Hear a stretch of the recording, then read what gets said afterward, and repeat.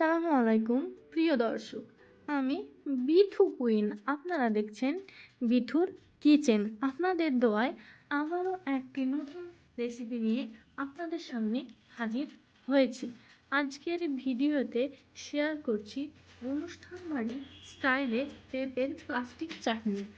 আমি খুব কম উপকরণ দিয়ে কম সময়ে দুর্দান্ত স্বাদের এই প্লাস্টিক চাটনি তৈরি করেছি।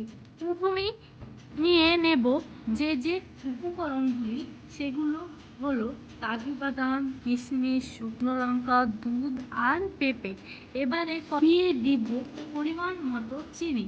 এরপর এটাতে অ্যাড করে দিব পরিমাণ মতো জল দিয়ে এটা মিশিয়ে নেব। চিনিতে অনেক ময়লা থাকে বলে 2 চামচ দুধ দিচ্ছি। এতে কি হবে, চিনির মধ্যে যে ময়লাটা থাকবে উঠে ওপরে ভেসে উঠবে। দেখুন একটা ময়লার স্তর উঠে এসেছে। এটা একটি ঝাঁঝরি কাঁচা দিয়ে ছেঁকে ফেলে দিব। দেখুন অনেকটা ময়লা উঠেছে। এবার চিনির রসটা একটু ফুটিয়ে স্লাইস করে রাখা পেঁপেগুলো দিয়ে দিচ্ছি।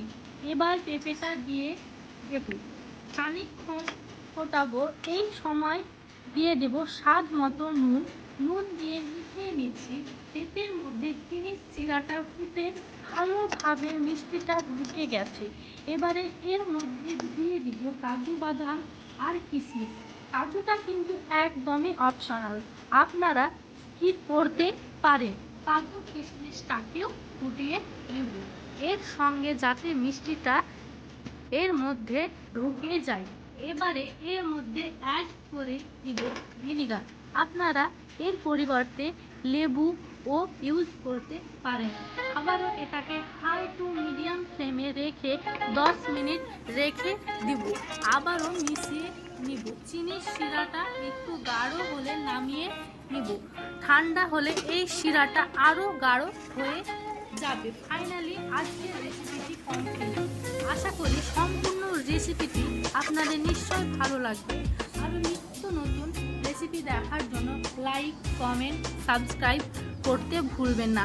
ধন্যবাদ সবাইকে শেষ পর্যন্ত ভিডিওটি দেখার জন্য। সবাই সুস্থ থাকবেন, ভালো থাকবেন, সাবধানে থাকবেন।